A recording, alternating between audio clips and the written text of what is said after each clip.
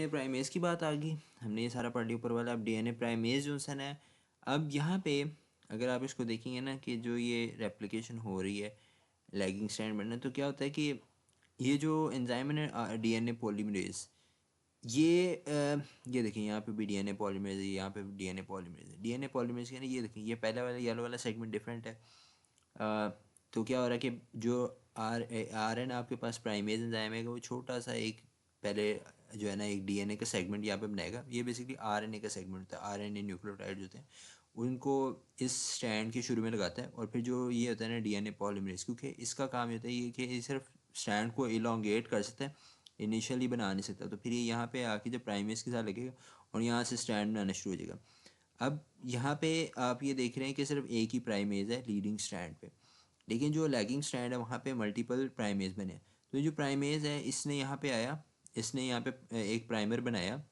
Primer बना के DNA polymerase ने इसके ऊपर एक्ट किया और जनाब इसके ऊपर वो बनाना शुरू हो गया, जो है ना लैगिंग स्ट्रैंड बनाना शुरू हो गया।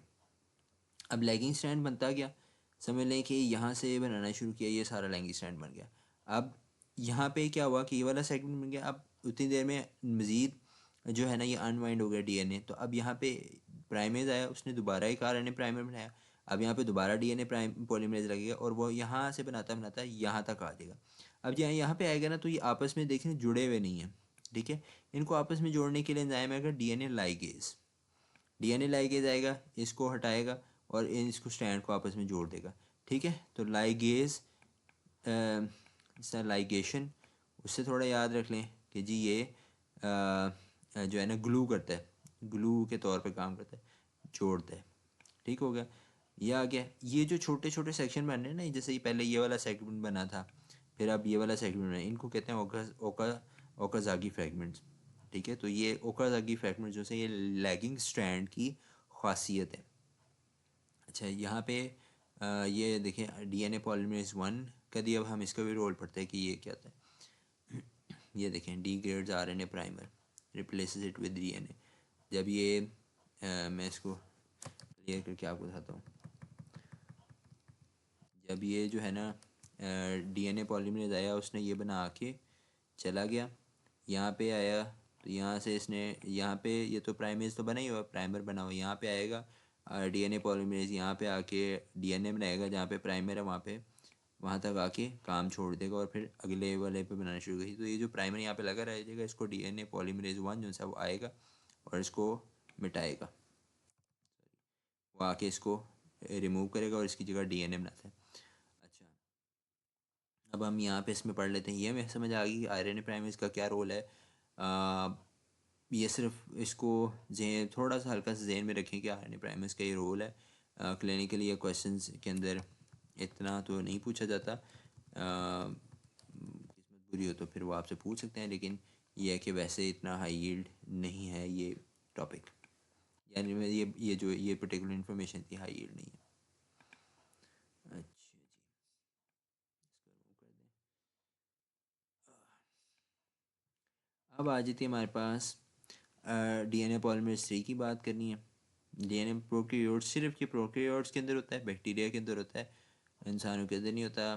तो ये क्या कहता है कि elongates leading strand by adding deoxy nucleotides to the 3' end elongates lagging strand until it reaches primer of preceding fragments, ठीक हो गया।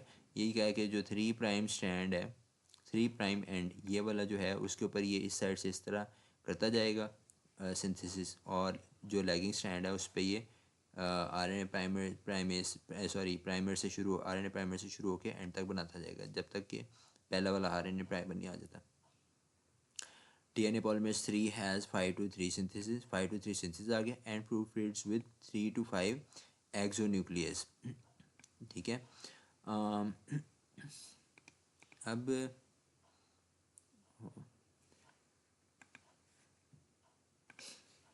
अब इसमें जो है ना ये एक्सोन्यूक्लियस का जो है प्रूफ रीडिंग की इम्पोर्टेंस में आपको ये है कि जिस तरह कुछ वायरस है, जैसे हेपेटाइटिस सी का वायरस है, उसके अंदर प्रूफ रीडिंग कैपेबिलिटी नहीं होती। तो क्या होता है कि वो जब अपना डीएनए को वेरी करता है तो उसके अंदर म्यूटेशंस काफ़ी ज़्यादा आ जाती हैं। तो ये जो प्रूफ रीडिंग है ना, इसकी ये इंपॉर्टेंस होती है। अभी इसके अंदर जब क्लिनिकल आएगा तो मैं आपको बताऊंगा, फ़िलहाल ये चीज़ इतनी क्लिनिकल इंपॉर्टेंट नहीं है। अब यहाँ पे अगर drugs blocking DNA replication often have a modified three prime hydroxy hydroxyl group होता है 3 प्राइम पे, therefore preventing addition of a next nucleotide chain termination. बस वो ये बता रहे हैं कि जो आप मेडिसिन देते हैं ना, कोई भी ऐसी मेडिसिन जो जिस हमने पीछे पढ़ा था कि एंटी कैंसर मेडिसिन होती हैं जो कि न्यूक्लियोटाइड्स के एनालॉग होती हैं, प्यूरिन एनालॉग्स होते हैं या बेमेडिन एनालॉग होते हैं। तो आप ये देखें ना, जब ये यहाँ पे आके उसने कोई, अगर यहाँ पे समझ लें एडेनिन है तो एडेनिन के ऑपोजिट थायामीन लगेगी। तो अगर कोई थायामीन का एनालॉग है जिसके साइड पे हाइड्रोक्सिल ग्रुप है, तो वो यहाँ पे आके जब वो लग जाएगी इधर, यहाँ पे आके ऐड हो जाएगी, तो इसके साथ तो अगला फिर वो अगली नाइट्रोजनस बेस लग ही नहीं पाएगी, जुड़ ही नहीं पाएगी। तो फिर क्या होगा, ये चेन यहीं पे रुक जाएगी, ये चेन आगे ग्रो ही नहीं करेगी। तो जो डीएनए वो वहीं पड़ा रह जाएगा। तो उसको हम कहते हैं चेन टर्मिनेशन हो जाती है। ठीक है, प्रोकैरियोट डीएनए पॉलीमरेज 1, यहाँ पे हमने पढ़ा डीएनए पॉलीमरेज 1, इसका क्या काम है, ये भी प्रोकैरियोट्स के अंदर होता है। सिर्फ ये क्या करता है कि आरएनए प्राइमर को डिग्रेड करता है और उसको उसके अंदर जो आरएनए राइबोन्यूक्लियोटाइड्स लगे हुए थे उनको निकाल के डीऑक्सीराइबोज जो है ना वो न्यूक्लियोटाइड्स लगा देते हैं। Same function as DNA polymerase 3 also excises RNA primer with 5'3" exonuclease.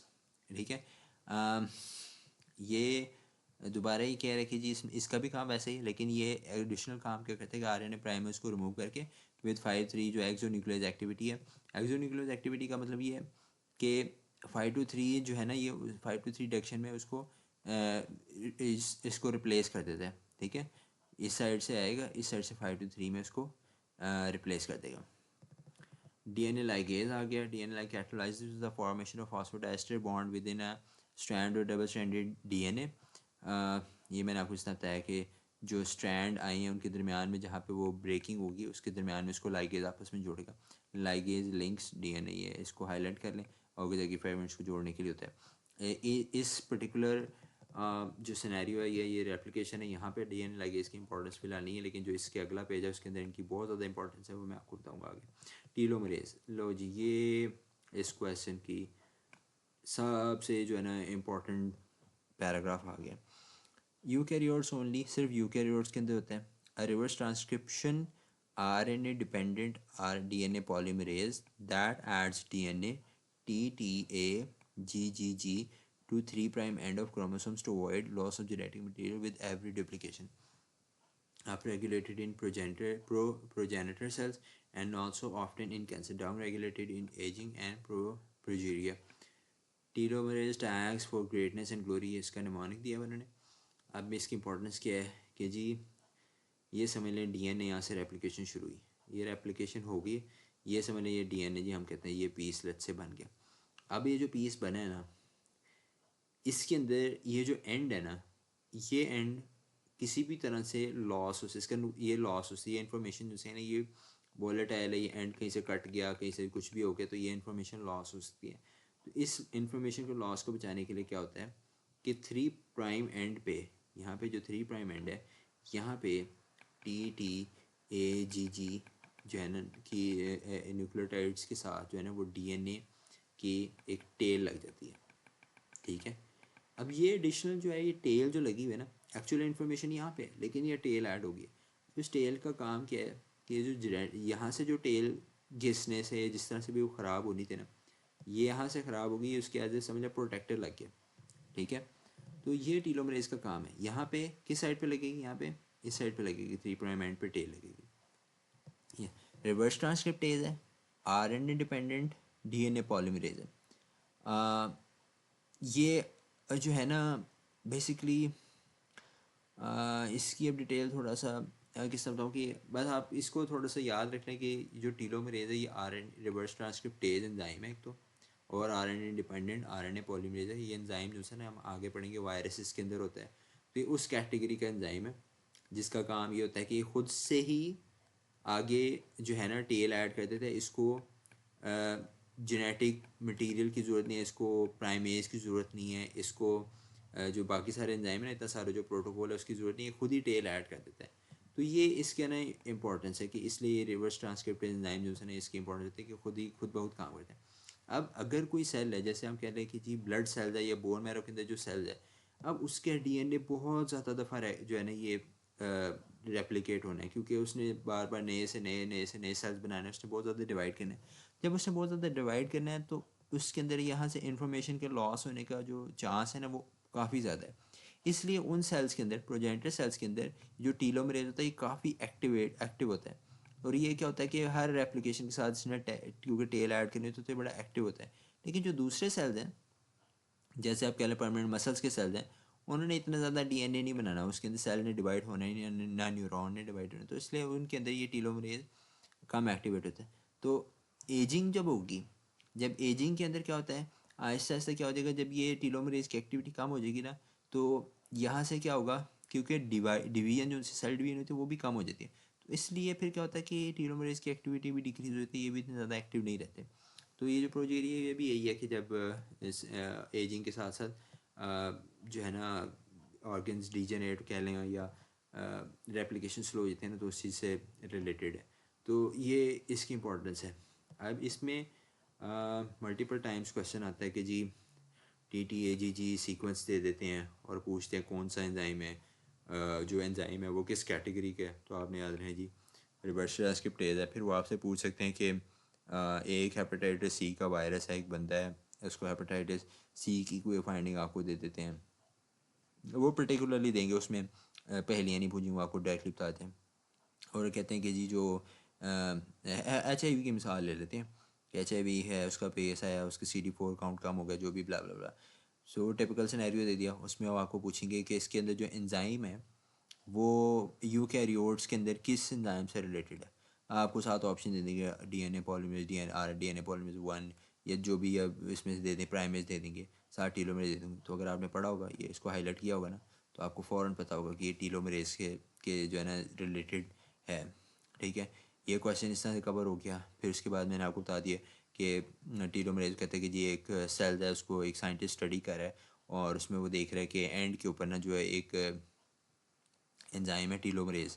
ठीक है, बस एंजाइम का नाम लेते हैं, कोई कहते हैं कोई भी एंजाइम है, वो ना उसकी एक्टिविटी बहुत ज़्यादा, रैपिडली एक्टिव डिवाइडिंग सेल्स की कॉलोनी है पेट्री डिश के अंदर, और उसके अंदर रैपिडली एक्टिंग सेल्स हैं और उनके अंदर एक एंजाइम जो है ना वो बहुत ज़्यादा एक्टिवेटेड है।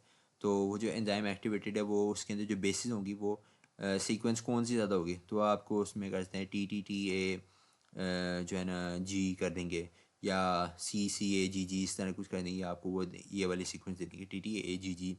तो आपने ये याद रखना कि जी TTAGG वाला जो सा वो करेक्ट आंसर होगा। ठीक है, फिर इस तरह एजिंग के अंदर वो आपको पूछ सकते हैं।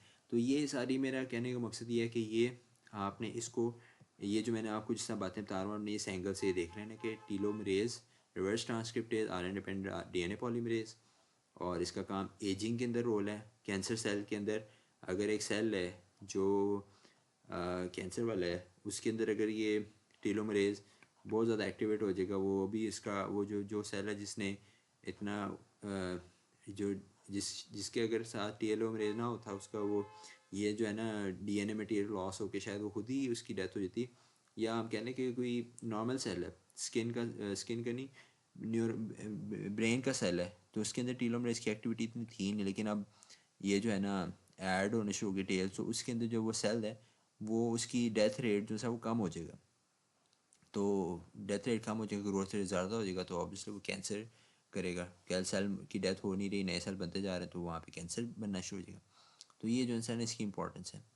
तो उम्मीद है आपको इस लेक्चर्स में भी काफ़ी सीखने को मिला होगा। इसका मैं ये रिकमेंड ये करूँगा कि आपने ये पढ़ लिया तो अगले दिन इसको एक के अंदर जो आपने कोई 5 6 7 चीज़ें हाईलाइट की उनको एक दो नज़र मार लें, और उसके बाद आगे शुरू करें। हम आगे जिस तरह से करते हैं कि तो मैं आपको फिर भी उसमें भी पीछे से छोटी छोटी चीज़ें से ना वो रिवाइज़ करवाता जाऊँगा, ताकि ये पक्की पक्की याद हो जाए। इंशाल्लाह अगले लेक्चर में मुलाकात होती है।